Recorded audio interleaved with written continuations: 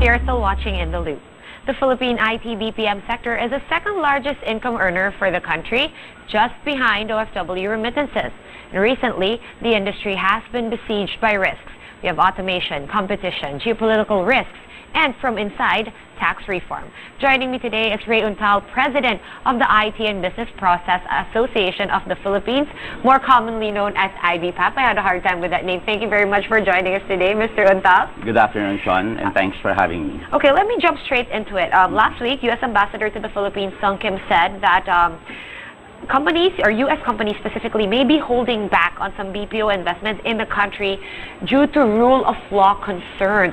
Have you gotten more insights on what this exactly means? When I joined the organization in April, I did my homework, and obviously I had to look into the situation myself.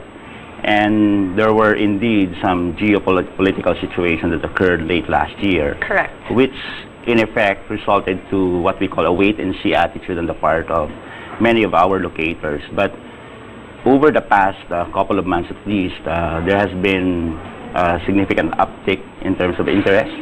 And we have likewise seen from our own interaction with the PEZA, which is the economic zone, right? Yes. That while year-to-date we have actually seen a decline in IT-BPM investment, that reduction has been narrowing down. No? We are catching up again, and my interaction with many of the existing locators, in fact, are showing that they are growing now.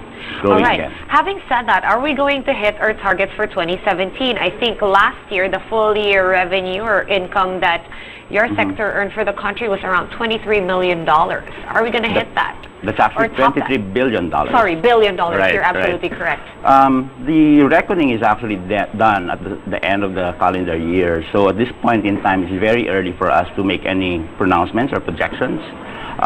Suffice to say that as I have mentioned, the interest, in fact, has been growing steadily.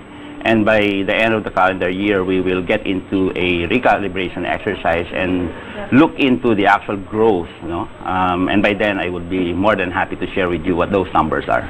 But as of now, I mean, it's already November in like 2 days, so you don't have any idea about the reconciliation of the figures and how they match up? It's actually a very, not a straightforward undertaking. Okay. And in fact, we normally have to commission a study to get into the numbers. Unfortunately, that is the case, and that is why I have said before that we do need to get into a semestral reckoning, and not just wait for an end-of-year exercise. And starting next year, we'll do a mid-year assessment so that we have a better view of exactly where we are at any given time. All right, I'm so excited for that. You know how we love our numbers here. So this is some of the finer points of the IT-BPM roadmap through to 2022.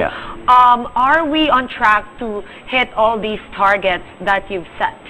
These are quite aggressive and lofty aspirations that we have set forth for the industry. And over the next 5 to 6 years, these are precisely the numbers that we are shooting for. Now, for us to get to these numbers, this is not going to happen easily. We need to put into action a number of interventions in terms of human capital, assessing the impact of technology, partnership with the academe as well as the government, as well as enriching what we call the next wave cities, so that we can in fact grow beyond the cities, beyond Metro Manila, and actually grow into the countryside. All right, well, that's already happening. So let me bring up some of these risks that you mentioned, these headwinds to your industry. Well, let me just quote Credit Suisse on this. They said in September that about 50 to 55% of the local BPO workforce can be automated. That sounds like a really big risk to me.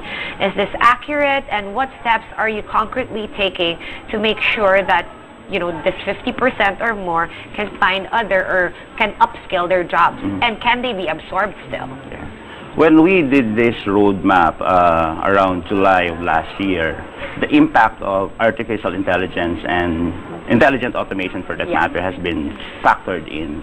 And while you would have two opposing views on the opposite end of the spectrum, like on the one hand, people will say that almost everything that you are doing now can be automated. There's also another point here on the other extreme end where you say the impact will be not as significant as others are saying. An analogy that they normally give is the automated teller Yeah. There used to be a time when they said that that machine will in fact eliminate the jobs of the teller. But look at where we are now. We still have a large number of tellers. We're still growing. But that's on the extreme end. And we, in IBPAP, we tend to take a position in the middle. You know? Wherein, pragmatically, we're looking at, yes, there are a number of roles that will in fact be impacted. And the impact is slowly happening. And all the more, it highlights the need for us to, in fact, carry out interventions such that we can prepare the graduates today for the jobs of the future, as well as the incumbents, meaning, you know, the people who are doing the low-skill jobs, so that they can upskill and reskill. And we have programs in IBPAP, and we are partnering with the Commission on Higher Education, similar partnering with DICT, on all of these interventions that will allow us to deal with this outcome. All right, so really quickly, because we're really running out of time, just really want to ask about PEZA. I know the proclamations have been stagnated at the Office of the President. Have you and DG Plaza, you know, discussed this at length, and what do you guys plan to do about it? Are we going to see these proclamations signed? In fact, perfect if you ask that question, because I was with DG Plaza just a week ago, and you know, there are 51 or 52 proclamations needed for the IT parks, no? And of that 51, the last reckoning is that 19 has already been proclaimed. And there is a shift in terms of inclusion of the land in the application form, and that has already been approved by PEZA, and a resubmission has already been done. And I was also in touch with the Office of the Executive Secretary, and they are, you know, accelerating the approval as well. All right, thank you very much for all your insights. Again, Mr. Untal, head of the IBPAP here in the Philippines.